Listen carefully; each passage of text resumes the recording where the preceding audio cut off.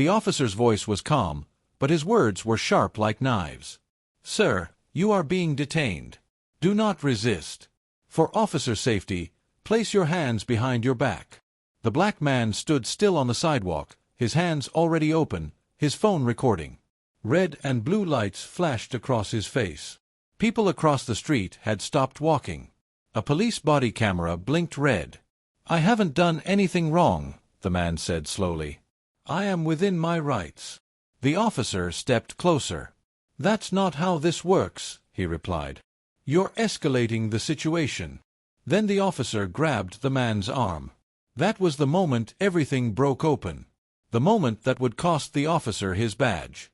The moment no one could undo. But how did it get here? Before we go back, let me say this. If you're watching this, you're amazing. Please subscribe to my channel. Now let's rewind. It started on a quiet evening in a small American city called Fairview. The sun was going down, and the streetlights were just turning on. People were coming home from work. Kids were riding bikes. It was calm. Too calm to expect trouble. Marcus Hill walked down the sidewalk with a backpack over one shoulder. He was tall, quiet, and careful. He wore jeans, a dark hoodie, and sneakers. He had just left a convenience store after buying a bottle of water and a snack. He paid. He took his receipt. He did everything right. A police car slowed down beside him. Officer Daniel Brooks watched Marcus through the window. Brooks had been on the force for 8 years. He believed strongly in command presence. He believed people should listen to police without question. And tonight, he believed Marcus looked out of place. Brooks pulled over. "Hey, you! Stop right there," he called out. Marcus stopped. He turned calmly. "Is there a problem, officer?" Brooks stepped out of the car. "What are you doing in this area?" "I'm walking home," Marcus said. "Where do you live?" "On Jefferson Street." Brooks narrowed his eyes. "Got ID?" Marcus paused. He knew the law. Am I being detained, or am I free to go? That question changed everything. Brooks' jaw tightened. He didn't like the tone. He didn't like that Marcus stayed calm. He didn't like that Marcus knew his rights. "Right now, you're being temporarily detained," Brooks said. "Reasonable suspicion." "Of what?" Marcus asked. "Suspicious behavior," Brooks replied. Marcus took out his phone and started recording. "For my safety," he said. Brooks' voice dropped lower. "You need to stop recording and comply." "I don't consent to any searches," Marcus said calmly. People nearby slowed down. A woman stopped pushing her stroller. A man across the street lifted his phone. Brooks felt control slipping. That's when he reached for Marcus's arm and said the words that would change both their lives. "Don't resist." And as his hand closed around Marcus's wrist, the flashing lights seemed brighter, the street suddenly silent, and the night took a sharp, dangerous turn. The moment Officer Brooks grabbed Marcus's wrist, the air changed. Marcus did not pull away. He did not shout. He did not swing. He simply froze. "Do not touch me," Marcus said calmly. "I am not resisting." Brooks tightened his grip. "You are failing to comply," he said, loud enough for the body camera and the people watching. "Stop resisting." "I am standing still," Marcus replied. That only made Brooks angrier. He twisted Marcus's arm behind his back. Marcus winced but stayed quiet. A small crowd formed now. Phones were up. Whispers moved through the street. "That's not resisting," someone said softly. Brooks ignored them. "Turn around," Brooks ordered. Marcus turned slowly, just as told. His backpack slid down his shoulder and hit the ground. Brooks pushed Marcus toward the police car. Hard. Marcus stumbled but caught himself. "Officer, you are escalating this," he said. "I have done nothing illegal." Brooks opened the back door of the car. "You can explain it downtown." "I want a supervisor," Marcus said. Brooks laughed once, sharp and cold. "You don't get to make demands." Inside, Brooks felt something he hated, fear. Not fear of danger, but fear of losing control. He had said the words already. Detained. Resisting. If he stopped now, It would look bad. So he pushed forward. He reached for his cuffs. Marcus looked straight into the camera on Brooks's chest. "This is unlawful detention," he said clearly. "I am invoking my right to remain silent." That sentence hit Brooks like a slap. "Stop talking," Brooks snapped. "You're making this worse for yourself." Marcus went quiet. Sirens sounded in the distance. Another patrol car was coming. Brooks called it in as backup. He said the suspect was uncooperative. The second officer arrived, a younger man named Officer Reed. He stepped out and looked from Brooks to Marcus, then to the crowd. "What's going on?" Reed asked. Brooks spoke fast. "Suspicious male. Refused to comply. Possible resisting." Reed looked at Marcus. Marcus met his eyes calmly. "Is that true?" Reed asked. "I asked if I was free to go," Marcus said. "That's all." Reed hesitated. Brooks cut in. "I've got this." He yanked Marcus's arms up higher. Marcus gasped in pain. "Hey!" someone in the crowd shouted. "That's too much. Back up." Brooks yelled. "All of you!" Marcus's phone slipped from his hand and hit the ground, still recording. Brooks shoved Marcus against the car. "On your knees," Brooks ordered. Marcus slowly went down. Then Brooks said the words that would echo later in court, on the news, and across the country. "You're under arrest for resisting detention." The crowd erupted. And just as Brooks snapped the first cuff around Marcus's wrist, Marcus finally spoke again, his voice calm, steady, and shocking. "Officer," he said, "you might want to stop now." Brooks leaned closer. "Or what?" Marcus lifted his eyes. "Because everything you're doing," he said, "is being documented, and you've just crossed a line you can't come back from." Officer Brooks did not listen. He tightened the cuffs until they clicked loud. Marcus's wrists were locked behind his back now. The metal looked cold against his skin. "You should have thought about that before resisting," Brooks said. "I did not resist," Marcus replied. "You know that." Brooks pushed Marcus into the back seat of the car. The door slammed shut. The sound echoed down the street. The crowd was louder now. "That was wrong," a woman shouted. "He didn't do anything," another voice said. Officer Reed stood still, unsure. He looked at Brooks. "Are you sure about this?" Brooks didn't answer. He walked away from the crowd and spoke into his radio. "One in custody. Transporting." Inside the car, Marcus sat upright. He took slow breaths. He stared straight ahead. The camera on the dashboard was recording. The body camera outside was still blinking. The car pulled away. As they drove, Brooks spoke through the cage. "Next time, don't play lawyer." Marcus stayed quiet. They arrived at the station. Brooks opened the door and pulled Marcus out. Other officers watched. Some looked curious. Some looked tired. No one spoke. Marcus was walked inside and sat on a bench. Brooks filled out paperwork fast.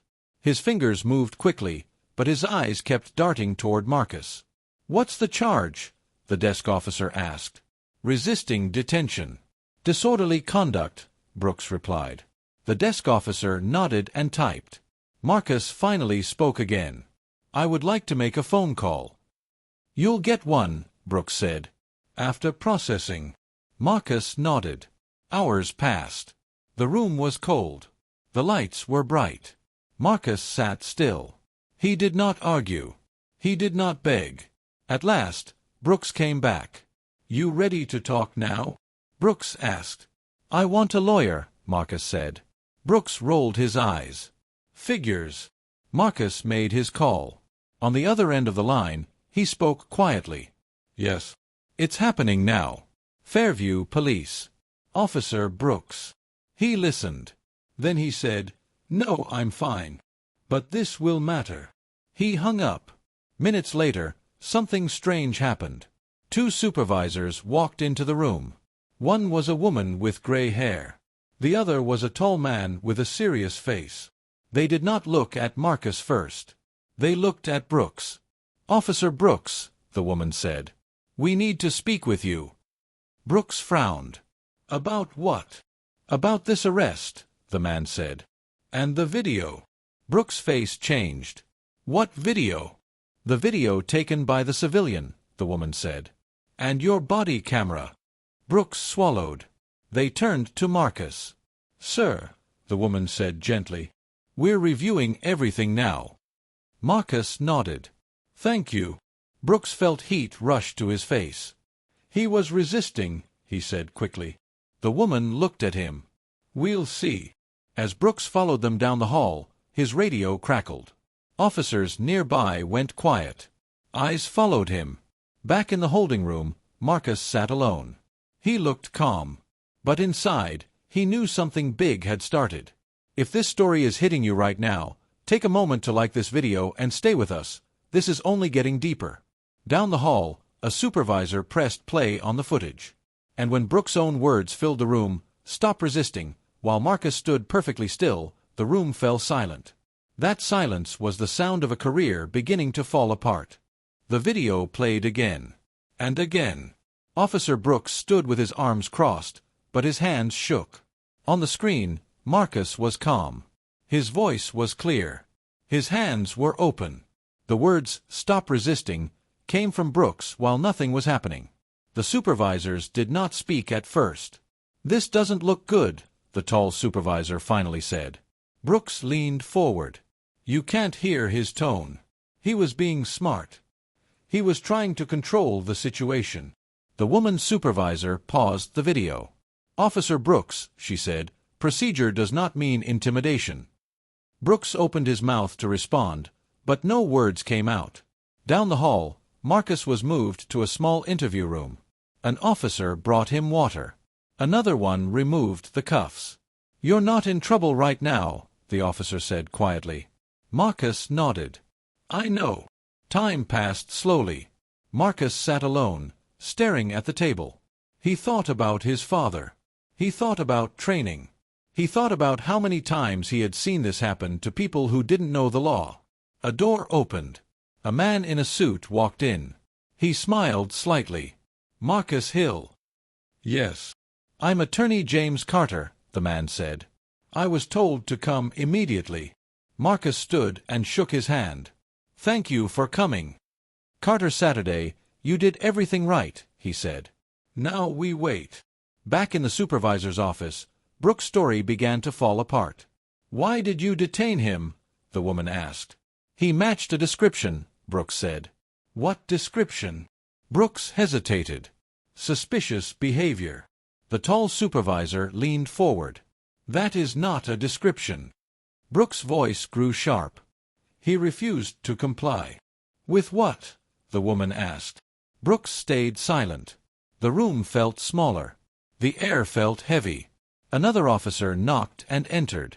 "Chief wants to see you," he said to Brooks. Brooks' stomach dropped. The chief of police sat behind a wide desk. He had watched the video already. He did not look angry. That was worse. "Officer Brooks," the chief said, "do you understand why you're here?" "Yes, sir," Brooks replied. "Good," the chief said. "Then you understand this is serious." "Yes, sir." "Do you also understand," the chief continued, "that using procedure to scare someone is abuse of power?" Brooks' voice cracked. "I was just doing my job." The chief shook his head.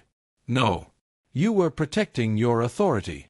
Down the hall, Marcus and his lawyer were told the charges were being reviewed. "You may be released soon," an officer said. Marcus nodded. But before anyone could stand, the station doors burst open.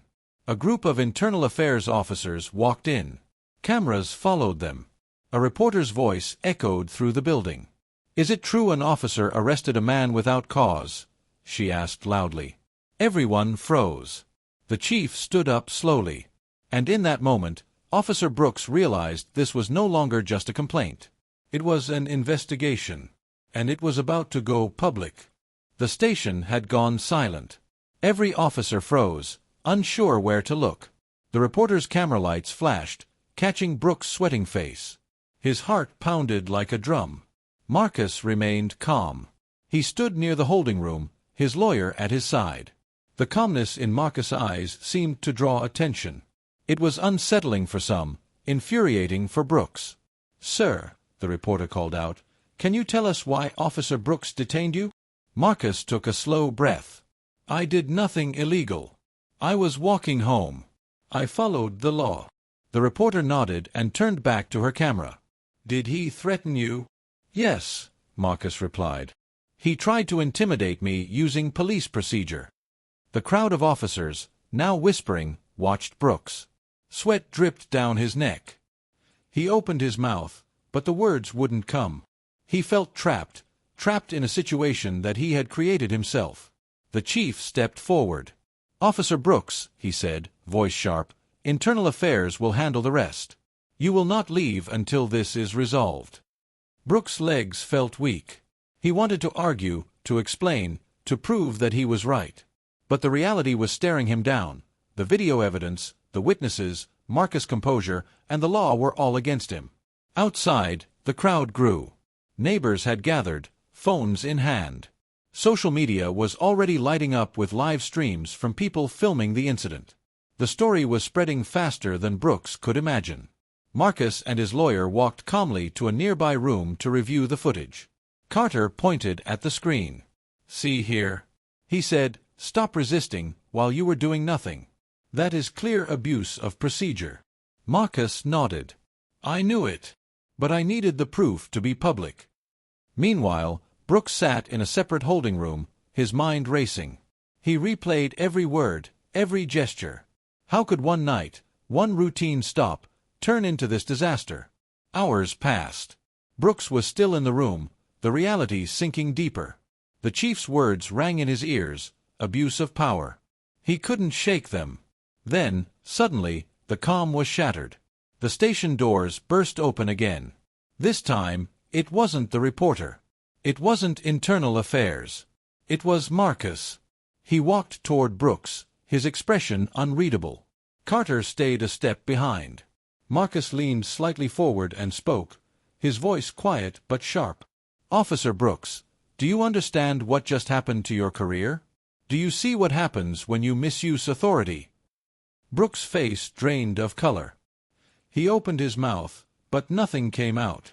Marcus reached into his backpack and pulled out a small USB drive. He placed it gently on the table in front of Brooks. "Everything," Marcus said. "Every word. Every movement. Every false claim. It's all here. For the department, for the public, for the court." Brooks' hands shook. The weight of the situation crushed him. And just as Marcus turned to leave, the station phone rang. Brooks knew, deep down, that the call would change everything. The voice on the other end was cold and formal. "Officer Brooks, you are being placed on immediate suspension pending investigation." The room went silent. And at that moment, Brooks realized, this was not just a mistake. This was the beginning of the end. The next chapter would reveal how far Marcus was willing to take the evidence, and what Brooks would do when confronted with his own actions in full light. If you're watching this and you're still with me, know this: sometimes the law protects, sometimes it exposes. But the truth always comes out. The tension in the station was thick. Everyone knew something extreme was about to happen. And then, just as the cameras turned toward Brooks, a sudden loud crash echoed from the evidence room, shattering files and scattering papers everywhere. No one knew what it was yet. But it was enough to make every heart in the station jump. The crash from the evidence room echoed through the hallways. Officers jumped, some gripping their radios. Brooks froze mid-step, his mouth open. Marcus and Carter looked at each other, startled but composed. "Everyone stay calm," the chief shouted. But his voice trembled slightly. Even he didn't know what had caused the crash. Brooks' heart pounded. He wanted to run, to escape, to undo everything, but there was no way out now. Every action he had taken, every word spoken, every misuse of authority was already being documented. Marcus stepped closer to the hall. "That was probably just files falling," Carter said calmly. "But it's a reminder that chaos follows dishonesty." Meanwhile, officers rushed to the evidence room. Papers fluttered in the air. Boxes were overturned. A small shelf of files had collapsed, hitting the floor with a loud thud. Among them were reports, witness statements, and copies of the body camera footage. Brooks watched as one of the officers began picking up the evidence, looking carefully at what was scattered. His stomach sank. If anything had been damaged, the public reaction would be explosive. His own actions could be analyzed line by line, minute by minute. The chief walked slowly into the room. He looked at Brooks with a cold stare. "Officer Brooks," he said, "the moment you chose intimidation over procedure, this started. Now we see the consequences." Brooks opened his mouth. "Chief, No," the chief interrupted. "Save it for the Internal Affairs report. You're going to be held accountable. You understand that?" Brooks swallowed hard. "Yes, sir." Outside the evidence room, Marcus sat quietly. He knew the chaos would weaken Brooks' ability to argue, to justify, to defend himself. Marcus had planned for calm and preparation. Brooks had planned for control and compliance. That gap was widening fast. Hours passed as the evidence was reorganized. Marcus and Carter reviewed everything again. Marcus' phone footage, the body camera, and now the official police reports were all in one place.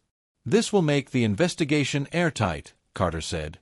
"Every word, every move is clear." Marcus nodded. "We don't want to rush it. But we also don't want them to think they can ignore what happened." Brooks sat in a small room nearby, alone. His phone vibrated. A message appeared, "Public complaint filed. Media alerted." His face went pale. The story was spreading faster than he could comprehend. Social media feeds were blowing up with clips from his own body camera, combined with Marcus recording. People were outraged. Comments poured in, "This is abuse of power. When will police be held accountable?" Brooks gripped the edge of the table. He wanted to explain. He wanted to say he was doing his job. But deep down, he knew nothing could change the fact that he had misused authority. Suddenly, the door opened. Internal Affairs officers stepped in, holding documents and tablets. "Brooks, we're placing you on formal suspension. You are not to leave this building until further notice." Brooks tried to speak, but Marcus' calm voice cut through his panic. "You should have thought about your actions before tonight," Marcus said, almost whispering, but loud enough for Brooks to hear. The room went tense. Everyone knew this was the turning point. Then, without warning, Brooks' radio crackled. A frantic voice screamed, "Officer down! Emergency at the West Wing!" Brooks' eyes widened. Panic filled the room. Marcus and Carter exchanged glances. Something had just escalated far beyond their control. And at that moment, Brooks realized, his career wasn't the only thing in jeopardy. The next chapter would reveal the shocking events unfolding in the West Wing, and how one officer's arrogance could spiral completely out of control. If you're still watching, remember, truth has a way of finding light, no matter how dark things seem. The tension in the station was unbearable. And just as Brooks reached for his radio, a loud crash followed by a scream echoed from the West Wing, a sound that made everyone freeze. No one could predict what would happen next. The scream from the West Wing sliced through the station. Officers froze mid-step. Some clutched their radios, others gripped the walls for support. Marcus and Carter exchanged a glance, both knowing something serious had just erupted. Officer Brooks stumbled toward the source, his mind racing. His career was collapsing, his reputation shredded, but now there was a new crisis, one he couldn't control. The chaos of the earlier events now collided with this extreme moment. When Brooks reached the hallway, he saw one of the junior officers on the floor. A shelf of files had collapsed, narrowly missing him, and several boxes had tumbled to the floor. Papers were scattered across the tiles like confetti in a storm. The officer groaned, trying to sit up. "What happened?" Brooks asked, panic creeping into his voice. I don't know," the young officer stammered. "The shelf just fell." Brooks' face went pale. The thought that the chaos might be blamed on him gnawed at him. He wanted to assert control, but every step he took made it worse. The camera crews were already streaming live from the station lobby, and the sound of the crash could be heard over the microphones. Marcus stepped forward. His calmness in the midst of chaos drew the attention of everyone around. "Nobody needs to panic," he said, his voice steady. "Let's handle this safely." The chief arrived at the scene, his face grim. "Brooks, stand aside. he ordered. "We're managing this." Brooks' hands trembled. He had lost authority, and now the chaos only highlighted it. His radio crackled again, backup needed, internal assistance requested. Marcus stayed by the fallen officer, making sure he was okay. Carter quietly documented the scene on his tablet, recording every movement. Every detail mattered. Every witness mattered. After a tense few minutes, the junior officer was helped up, shaken but unharmed. The fallen files were gathered, though some papers were lost, fluttering down the hallway and into the waiting cameras of reporters. Brooks' heart sank further. Every piece of chaos, every mistake, was being recorded. Marcus turned to Brooks, his voice calm but firm. "Do you see now how easily things spiral when authority is misused?" Brooks swallowed, unable to reply. Hours later, after the scene had been cleared, Marcus and Carter returned to the main office. The situation with Brooks was still unfolding, but the events in the West Wing had changed everything. They had solidified the evidence of his recklessness, not just with Marcus, but in handling the station itself. The next few hours were quieter. Officers whispered in corners. Brooks sat alone, staring at his reflection in the glass window of the chief's office. Every thought, every decision of the night weighed on him. Marcus sat calmly with Carter, reviewing the footage and cross-referencing witness statements. "Everything's lined up," Carter said. "This will hold in court." Suddenly, the station phone rang. Carter answered. His face went serious. "It's the chief. They want to formally charge Brooks with misconduct and abuse of authority. And they're moving quickly." Marcus nodded. "Good. It's about time someone is held accountable." But before they could celebrate, a new alarm blared, a security alert from the evidence room. Brooks' own mistake in storing files had triggered an automatic lockdown. The doors closed with a loud, metallic thud. Lights flickered. Panic spread again through the station. Marcus and Carter looked at each other. And in that split second, Brooks realized, tonight would not end quietly. The next chapter would reveal how the official charges against Brooks unfolded, and how Marcus' calm, calculated approach continued to turn the situation against the officer. If you're watching, don't forget, justice sometimes takes time, but truth finds a way.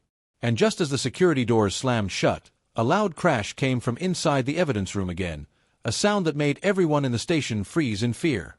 The crash from the evidence room echoed like a gunshot. Officers jumped. Marcus and Carter froze, exchanging a glance that said everything without words. Brooks' face drained of color. He knew instinctively that this would be the final blow to his career.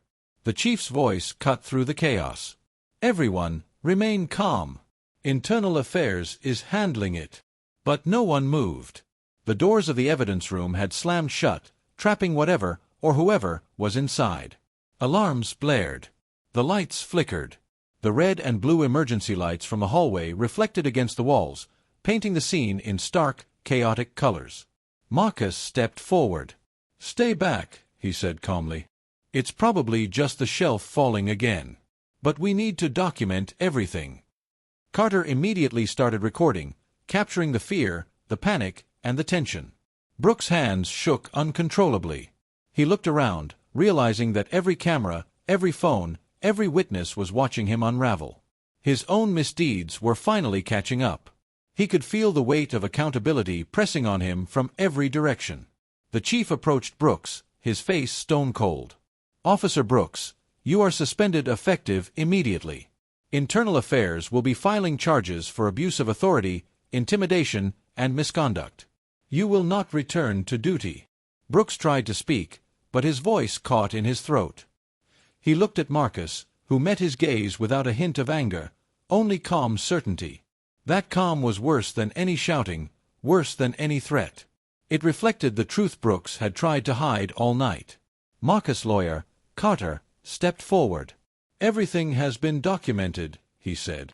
"The recordings, the reports, the eyewitnesses. This will hold in court. Justice will be served." Brooks' shoulders slumped. He knew it was over. His career, built over 8 years, was collapsing in front of him. And he had no one to blame but himself. Outside, the news crews were already streaming live. Social media was blowing up with clips from Marcus' body cam footage, Brooks' own camera, and eyewitness videos. The public reaction was immediate and intense.